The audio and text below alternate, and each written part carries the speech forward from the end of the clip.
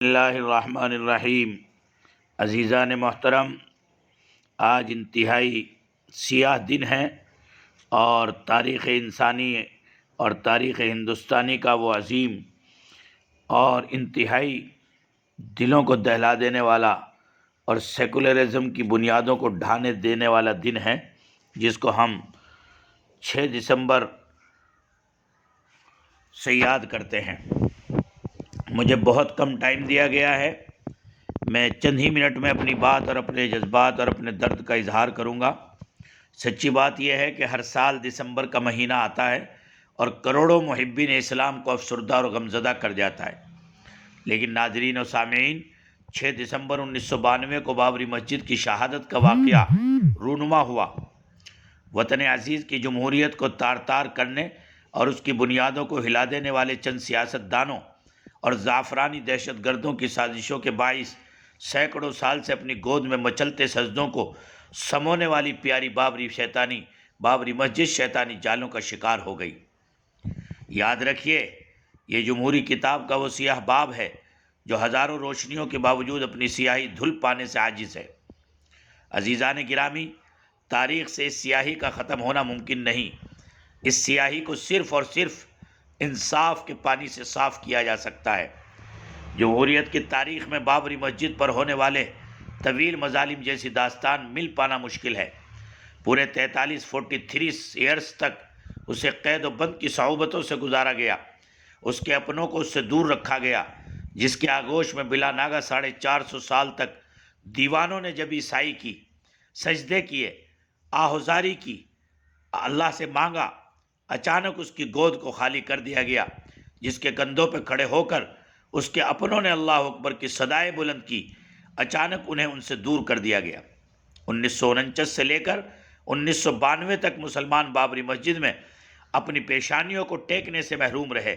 صدیوں تک تیری زمین پر عشق نے سجدے کیے، تو ارتکاز عشق کی ایک داستان در داستان ہے، اور بالآخر 6 دسمبر 1992 کو اس کے مجروح در و بام کو زمین دوز کر کے اسے شہادت سے نواز دیا گیا۔ پورا جمہوری اور عدالتی نظام ایک تماشائی بنا رہا، جمہوریت کی بنیادوں کو کھوکھلا ہوتے ہوئے دیکھتا رہا۔ زعفرانی عفریت، مذہب کی افیم کا نشہ سماج کے ایک بڑے طبقے کو پلا کر اس کے ہاتھوں پوری آزادی سے جمہوریت کو ننگا کیا جاتا رہا۔ اور عزیزان گرامی، مجھے کہنے دیجئے کہ بابری مسجد کی عصمتوں کو تار تار کرتے رہے مسلمانوں کا بے تحاشا خون بہایا گیا اور پورا سسٹم ایک تماشائی بنا۔ جمہوریت کا جنازہ نکلتے اپنی آنکھوں سے اس ہندوستان کے سیکولرزم نے دیکھا۔ بابری مسجد کی شہادت ایک ایسا زخم ہے جو کبھی بھی مندمل نہیں ہو سکتا۔ آج بابری مسجد کی شہادت کو 29 سال گزر گئے۔ فسادات میں 3000 سے زائد مسلمان بابری مسجد کے عشق و محبت اور اس کے جذبات میں شہید ہو گئے، لیکن افسوس آج تک نہ تو مسلمانوں کو ایک بھی قاتل ملا اور نہ ہی بابری مسجد کو ڈھانے والے۔ 6 دسمبر 1992 کو زعفرانی دہشت گردوں کے گروہ نے بابری مسجد پر حملہ کر کے اسے زمین دوز کر دیا۔ یہ مسجد مغل بادشاہ ظہیر الدین بابر نے 1527 میں اتر پردیش کے ضلع ایودھیا میں تعمیر کرائی۔ زعفرانیوں کا دعویٰ تھا کہ بابری مسجد کی تعمیر شری رام کی جائے پیدائش پر کی گئی، جس کے بعد 1859 میں انگریز حکمرانوں نے عبادت کی جگہ کو 2 حصوں میں تقسیم کر دیا۔ اندر والا حصہ مسلمانوں کے لیے جبکہ باہر کا حصہ ہندوؤں کے لیے مختص کر دیا گیا۔ 1949 میں مسجد کے اندر سے مورتی ملنے کے بعد ہونے والے فسادات کی وجہ سے بھارتی حکومت نے مسجد کے دروازے بند کرا دیے۔ 1984 میں ہندو کمیونٹی نے مسجد کی جگہ رام مندر تعمیر کرنے کے لیے وشو ہندو پریشد پارٹی کی قیادت میں ایک تحریک چلائی۔ بعد میں اس تحریک کی قیادت بھارتی جنتا پارٹی کے رہنما لال کرشن اڈوانی نے سنبھالی۔ 1986 میں ضلعی جج نے مسجد کے دروازے کھلوا کر ہندوؤں کو اپنی عبادت کرنے کا حکم دے دیا۔ 1991 میں اتر پردیش میں بی جے پی کی حکومت آئی اور 1992 کو سینکڑوں ہندوؤں نے مسجد کو شہید کر دیا۔ مسجد کی شہادت کے بعد بھارت میں ایک مرتبہ پھر ہندو مسلم فسادات شروع ہو گئے۔ سینکڑوں جانیں گئیں، نہ جانے کتنی عصمتیں لوٹی، کتنے گھر ویران ہوئے۔ قصہ مختصر یہ ہے کہ جب ملک کی سب سے بڑی عدالت میں بابری مسجد کے معاملے پر سماعت ہو رہی تھی اور مسجد کا دفاع کرنے والے عدالت کے اندر دلائل اور تاریخی حقائق کے ساتھ بھرپور انداز میں دفاع کر رہے تھے، اس وقت باہر یہ فضا بنائی جانے لگی کہ عدالت جو بھی فیصلہ دے گی ملک کے تمام لوگ اسے تسلیم کریں گے، ہندو مسلمان سب اسے مان لیں گے۔ دلائل و تاریخی حقائق کو مد نظر رکھتے ہوئے مسلمانان ہند نے بھی اس بات کے لیے خوب زور شور سے حامی بھری، اس لیے کہ سب کو امید تھی کہ اگر فیصلہ عدالت اور انصاف کے ساتھ کیا گیا تو مسلمانوں کے حق میں ہی آئے گا، اور وہ پاک سرزمین جو پچھلے 29 سالوں سے ویران پڑی تھی ایک بار پھر اسے مادی وجود ملے گا، اور وہ سرزمین جو 1528 سے سجدوں سے آباد تھی وہ ایک بار پھر اللہ اکبر کی صداؤں سے گونج اٹھے گی۔ لیکن بقول شہزاد نعمانی قاسمی، اللہ اکبر، کیا قلب و جگر کا انسان ہے، لکھا ہے کہ خواب تھا جو کچھ دیکھا، جو سنا افسانہ تھا۔ 9 نومبر 2019 یعنی جب فیصلہ سنانے کی گھڑی آئی تو اس بلند و بالا عمارت پر سب کی نگاہیں اس امید کے ساتھ مرکوز ہو گئی کہ آج ناانصافیوں کا حساب ہوگا اور مظلوم و معصوم بابری مسجد کو اس کا حق دیا جائے گا۔ ابتداءً منصف اعظم نے بھی بابری مسجد کے حق میں خوب دلائل دیے، اسے مظلوم و مقہور قرار دیا اور کہا کہ مسجد کے ساتھ انصاف ہونا چاہیے۔ نیز سپریم کورٹ نے یہ بھی اقرار کیا کہ اس کا کوئی ثبوت نہیں ہے کہ کسی مندر کو توڑ کر مسجد بنائی گئی۔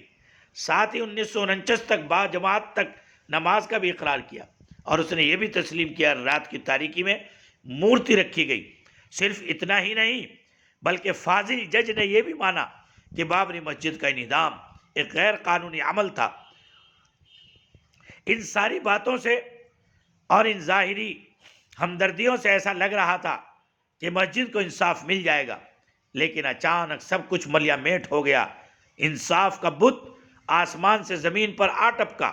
آنریبل جج نے دستور کی ایک شک کا سہارا لے کر فرمان جاری کر دیا کہ زمین کا وہ ٹکڑا جہاں بابری مسجد آباد تھی اسے ہندوؤں کے حوالے کیا جاتا ہے، اور جہاں سینکڑوں سالوں سے مسجد کا وجود تھا اس کے سینے پر مندر تعمیر کرنے کی اجازت دی جاتی ہے۔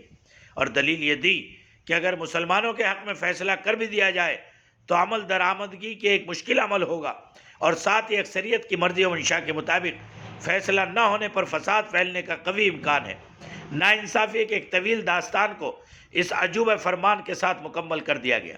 رہی صحیح کسر، لکھنؤ کی عدالت کے محترم جج نے اپنی سبکدوش کے آخری دن یعنی 30 ستمبر 2020 کو یہ کہتے ہوئے پوری کر دی کہ مسجد منہدم کرنے والے تمام کے تمام 32 ملزموں کے خلاف کوئی ثبوت نہیں، اس لیے انہیں باعزت بری کیا جاتا ہے۔ اس طرح ظلم و زیادتی اور ناانصافی کا وہ باب جو 1949 میں شروع کیا گیا تھا اپنی تکمیل کو پہنچ گیا۔